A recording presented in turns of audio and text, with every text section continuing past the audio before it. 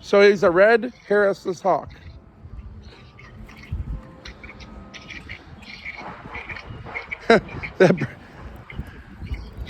Wow.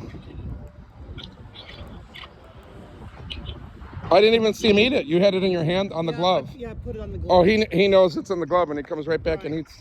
So he likes. A month to learn how to do that. So he likes chicken hearts. He likes free food. They have about 3 taste buds. They have more than that, but not many. They can eat terribly tasting food, and they don't really care because not too many taste buds. Wow, they just like meat. Exactly. Any kind of meat. What's that? Raw. Raw meat. So wherever you shine the laser, that's where he goes. So like, yeah, he'll go. He can see that laser from that far Yeah. away. He goes right there, and now you have another chicken heart ready for him. All right, this time I want to videotape him eating that chicken. Oh, this. Here he comes. Wow. Joe, wait till you see this video. Oh, and he's got a transmitter on his neck with an antenna sticking up. Yeah, it's like a little backpack on him. Hey, Joe, are you still there?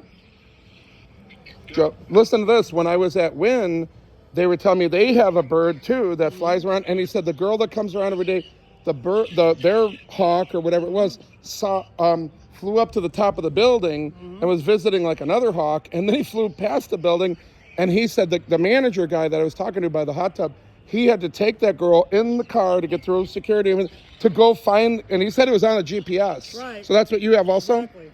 GPS? Is that what that transmitter is? Yeah, so this hooks up to that, and then that hooks up to my cell phone. So it'll show So if he flies away, you could go to where he's at. Exactly. So like right now. Amazing. Has that ever happened? In California, my birds were killing crows. To see, this is shows where you're at. Yeah. Your birds were killing crows. Right. Well, one of my guys killed 49 crows in a year. I mean, is that what they're supposed to do or no? Well, it depends on what the work is you're doing. I work lettuce crops with falcons, keeping the small songbirds from eating lettuce crops. With these birds? With smaller falcons, the Harris hawks wouldn't be good for chasing away small birds. They're not fast enough. Correct.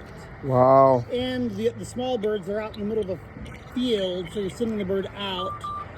But with him, as you saw, he's slow. The birds just kind of took off as he got kind of close. Falcons are much faster, but then seagulls. The guy at Wynn was explaining to me when I said his beak would be really, deadly. He said no, they only use their beak for eating. He said their claws crush things and puncture with the sharp. So humans, we can bite up to 160 pounds per square inch. His grip force is 300 pounds per square inch. So double? So double. So they would grab game. As soon as they grab something, their primary goal is to grab the head so they don't get bit. Oh. And then they just subdue the animal so that they're not going to get bit or hurt. Okay. All right, I'll talk to you later, Joe. Okay. They're not going to get bit or hurt. And then once the animal is stationary and it's not a threat anymore, then they'll just start plucking feathers or fur. To get rid of all the feathers. To get down to the skin, to get to the meat. So really stuff that they kill or they catch, the stuff dies pretty much by shock. They don't kill it first and then start eating it. As soon as it's subdued, they start eating. So like the birds that were killing crows in California, once they were subdued, they're plucking feathers and the bird's still squawking as they're plucking feathers. Wow. They break into the skin. They don't have to kill it, but they're okay with eating it when it's half alive still. Right, or still alive. Or fully alive. They kill it as because they have to be really quick at eating the food, because when they're stationary, they're like a sitting duck. To what? A fox or something? To a fox, a dog, a bigger raptor. Like in California, a lot of times, falconers are the peregrine falcon. The peregrine falcon. Isn't that the fastest thing in the world? It is. I've always heard that. Yeah. The peregrine chases a duck, catches a duck, so they're doing that flight, unbeknownst to the falconer or the falcon. The golden eagle is watching the entire thing happen. So as soon as the golden eagle sees the falcon catch the duck and they're both on the ground, again he'll come and get both of them. Yeah, the falcon's been plucking, so so he's distracted by plucking. Right. The golden eagle will come and take them both. And they fly in about this high off the ground, so they're masking their approach, and then they'll kill the falcon, eat the falcon and the duck. So that's why raptors like to kill something really small. Like when you're driving Where are you from again? Cleveland? Cleveland. So out there you see red tails along the interstate all the time, sitting on a pole or a tree. They're watching the grass along the side of the highway. Huh. They're watching for mice. They can eat 4 or 5 of those a day and they're set. But Wow. also they go down, grab that mouse, and get right back up high. They don't like to stay on the ground too long Right. because it's dangerous. So, Exactly. well, they could probably pick up the mice and eat it up high if they wanted to, right? Exactly. Whereas if they kill, so people always ask, is a red-tailed hawk going to kill my 15-pound Jack Russell Terrier? No. One, the Jack Russell is going to be fighting back. They like stuff small like the mouse that doesn't fight too much. Yeah. And it's way too much food, but also they're down on the ground. They can't carry it. They're susceptible to another predator getting them. Now, what if you didn't have that leather glove? Those sharp things would be painful, probably. Potentially. The only reason he would squeeze is if he's trying to kill something, or if he's afraid and he's not afraid of me. Oh, I see. And he doesn't see me as a food. Thankfully, he doesn't know that I'm edible. I'm big and I'm slow. He can eat on me for a month. So what else does he eat besides chicken hearts? So the Harris hawks are native to this area, south to South America. North of Phoenix is too cold for him. But this bird stays in large family groups. They hunt together like a pack of wolves. Wow. Individually, they can take a lizard, mouse, pack rat. But with the whole family group, they'll chase jackrabbits together. Or they'll team up on a Gila monster here in the desert. Wow. What's a Gila monster? It's a big lizard. Oh my gosh. I think they get, I'm from Indiana, so Yeah. I've never seen one, but I understand they get about like this long, and they're like this, like this wide. How much would it cost to buy a bird like this? They're fairly inexpensive for raptors, $800 to $1,000 for Harris hawks. Are there some raptors that little- are very expensive? You know what a kestrel is, right? No, never heard of it. American kestrel is a small falcon size of a blue jay throughout North America. I had a little falcon from Mexico that's an Aplomado falcon. Same size, just a desert equivalent. She was $3,500. Peregrines are typically $2,500. Wow. Because they're so fast, they're just more rare? Or... Right. What do you know about parrots, the real colorful parrots? Not too much. I do know that the falcon is more closely related to the parrot family than they are hawks and eagles. It's like him, he holds his food down with his feet, he punctures, he has a strong grip, and he'll rip, he plucks and then starts ripping food with his beak. Falcons, they have weak feet, but their bite is like a parrot. And everybody knows parrots have a really bad bite. Yeah, let me tell you something. If I were to take this shoe off here, is it this foot or the other foot? That's this foot. Right here, you could kind of see it a little bit. Yeah. It's a little red mark. That, sometimes you can see it more. That was made by one of Heidi Fleiss's parrots. Really? I was at her house. I've been there a few times, and it bit me through my tennis shoes, through my sock, and it was very, very painful. And I asked her, I said, she's like, I told you, they'll get you. And I said, wow, I go, if you were like a girl with a real skinny pinky, I go, take, cut through your pink. She said, oh, they could sever your thumb. Yeah. She said they could take your thumb off. And apparently my impression is they could do that. Right. Just like a pit bull, if it knocked either one of us down and went for your neck, a pit bull could kill you. Oh, but yeah, we'd be dead. but I mean, they doesn't mean that they're necessarily wanting to do it. Well, like you said, he would be. I saw him on your other wrist there, and if he's not scared, and Yeah, like this. I mean, but potentially he could be maneuvering or get scared for a second, and he might pinch down. It could go right through your skin probably easily. if it was a stranger doing this, then he might squeeze, because humans. If we think of raptors with humans, it'd be like the story of Jack and the Beanstalk when we were kids. Yeah. Yeah, we're the giant to him.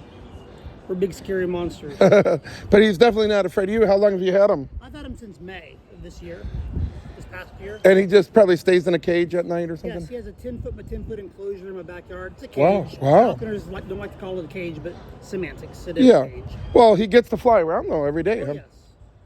I have 4 of these birds and 2 falcons. And do you have other people that do what you're doing that work for you? Or? I'm working for somebody that has this contract. Oh, I see. I've fled insurance to come out here to do this work. What about the insurance? I fled working the insurance industry. Oh, were you an insurance adjuster or something? Adjuster, an underwriter, and Oh. sales. Property claims, homeowner claims? Started with Hartford Insurance in Connecticut with home property as an adjuster. I own a company in Cleveland that does emergency water removal. Okay, yes. So, Pipe burst, flooded basements. right. And, so sometimes What's the name of the company?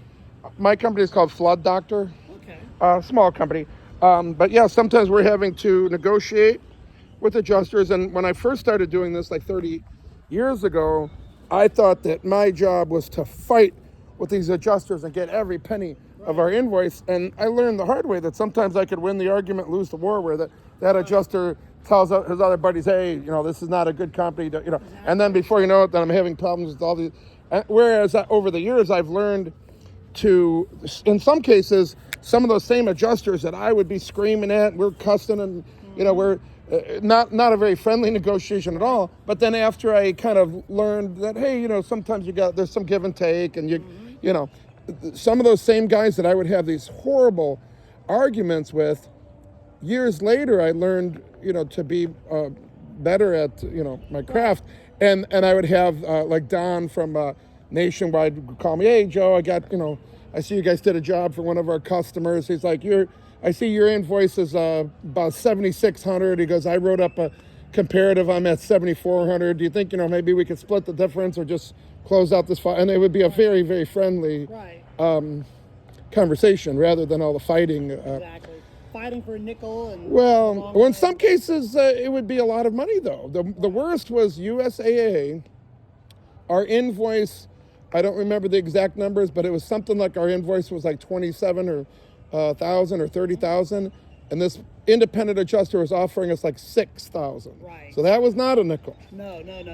And we ended up getting all of our money. Right. All of it. I took a little trip out there to San Antonio and talked to him in person, and it's a long story, but we got all of our money on that one. And but I mean, dudes, adjusters. I would think that in some cases it makes them look good if they're taking an invoice from that's not one of their preferred contractors. Right. If that invoice is $15,000, he gets it down to 10. Now he's justifying, hey, I just saved the insurance company $5,000. A fantastic book for you to purchase is AIC 33. Associated Claims is the designation for insurance people. Associated Claims. AIC, Associated Claim. Okay. So for that designation, you have to pass 4 different parts. There's like part 33, 34, 35, and either 36 or 37, depending on what the person's wanting to do for the claims. The 33 book tells how insurance claims works. Like, for example, it'll tell you if a person, when you're talking to them at a conference table, and you ask them a question and they look up and to the left or down and to the right. If they're lying, telling. But they're a certain type of a thinker. Yeah. Or also setting up your not interrogation room, but interrogation room. Yeah. You set with your back to the window, and you have the people that you're talking with facing the window, the sun. Also, make them a little bit uncomfortable, maybe. Or? Exactly, but also tells how many jurisdictions are in the United States. It's an insurance 101 essentially. Really? Claims 101. Huh. But also, like, it'll tell that the typical with insurance claims is you and I are both adjusters for, you're with State Farm, I'm with Allstate, and we have people that had an accident, auto accident. Mm-hmm. We're probably going to do a split of 70-30. One of us determines who's at fault. And then the partial like what you're blame. Discussing, doing that negotiation with the adjuster. Yeah, I just came out here for the Super Bowl, but my flight is leaving in a few hours. But let me ask you this. How much do you get paid for coming here to Europe? Typically, it's about $600 a day for a job for the company. So let's say you're the owner of the company. Yeah. You're going to charge this resort or that resort $600 a day for a person to be on site per day, and you're going to pay your Falconer $50, $60 an hour. So they're going to take maybe half of what you're going to be paying, then you keep the other half. Wow.